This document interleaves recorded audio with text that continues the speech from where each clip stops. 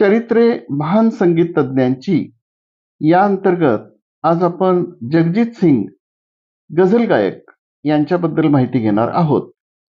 जगजीत सिंग यांचा जन्म राजस्थानमधील श्रीगंगानगर येथे 8 फेब्रुवारी 1941 रोजी झाला. शीख परिवारातच जन्मलेले जगजीत सिंग यांच्या वडिलांचे नाव सरदार अमरसिंह धीमान असे होते. ते सरकारी खात्यात सर्वेअर म्हणून रोपर जिल्ह्यातील उल्ला येथे नोकरीला होते. जगजीत सिंग यांच्या आईचे नाव बच्चन कौर असे होते. त्या गृहिणी होत्या. नामधारी परिवारातील बच्चन कौर लुधियानातील ओट्टालन गावातील रहिवासी होत्या. जगजीत सिंग यांचे शालेय शिक्षण सरकारी महाविद्यालयात झाले. मात्र त्यांनी कला शाखेतील पदवी जालंधरमधील DAV महाविद्यालयातून घेतली.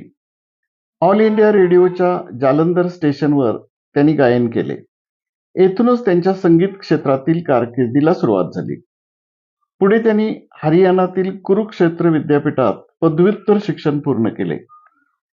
त्यांची संगीत क्षेत्रातील रुची पाहून त्यांच्या वडिलांनी त्यांना पंडित छगनलाल शर्मा आणि त्यानंतर उस्ताद जमाल खान यांच्याकडे शास्त्रीय संगीत शिक्षणासाठी पाठवले.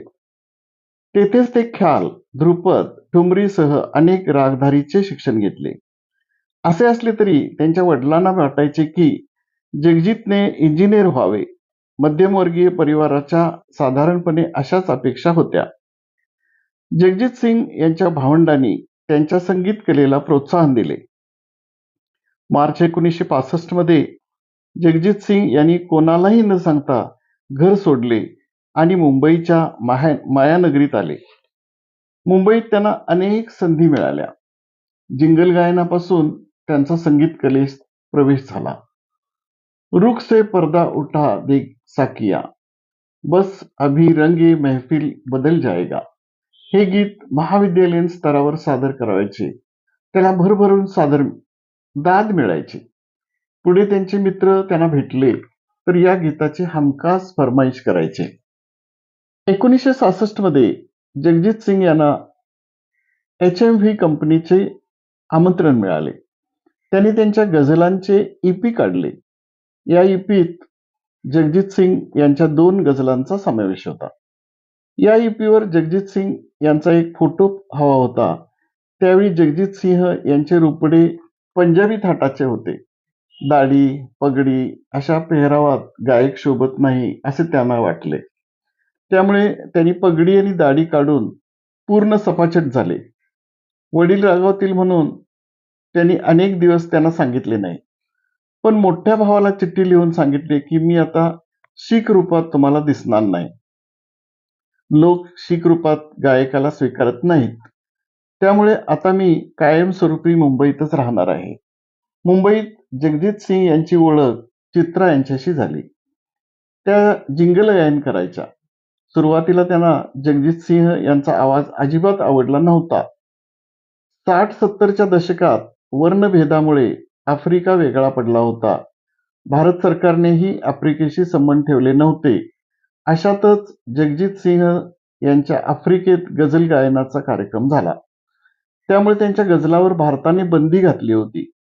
मोठ्या कालावधीनंतर ही बंदी हटवण्यात आली.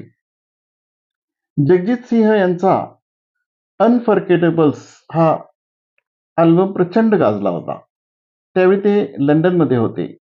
6 महिन्यासाठी ते मायदेशी भारतात परतले. तेव्हा त्यांना कळले की आपल्या अनफॉरगेटेबल या अल्बमने प्रचंड धूम केली आहे. त्यांचे गझल गायनाचे कार्यक्रम आयोजित करण्यासाठी देशभर चढाओढ असायचे.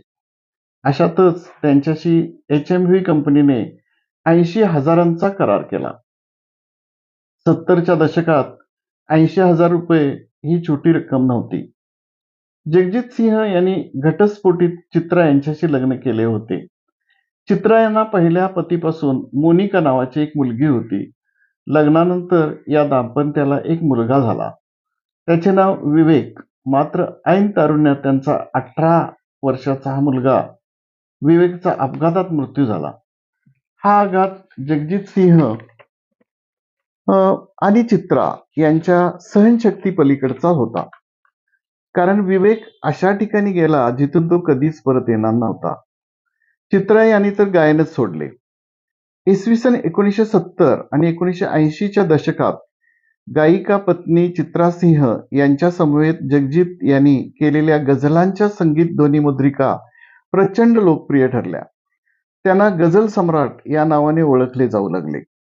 पंजाबी, हिंदी, उर्दू, बंगाली, गुजराती, सिंधी आणि नेपाळी या भाषांमधून जगजीत सिंह यांनी गायन केले.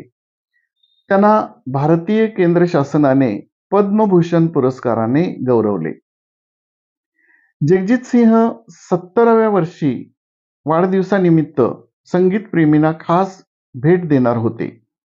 पुन्हा नव्या कार्यक्रमाची सुरुवात झाली.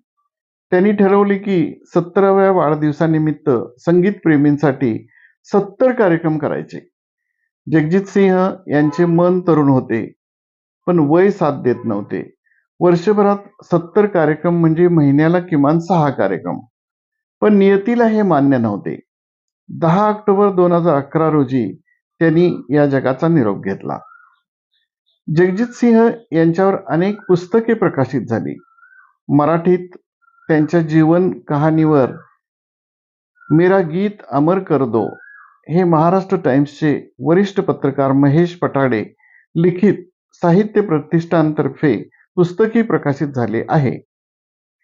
जगजीत सिंह यांनी काही गाणी गायलेली आहेत आणि ती विशिष्ट रागामध्ये आहेत. त्याची यादी मी माझ्या डिस्क्रिप्शन बॉक्समध्ये दिलेली आहे. धन्यवाद.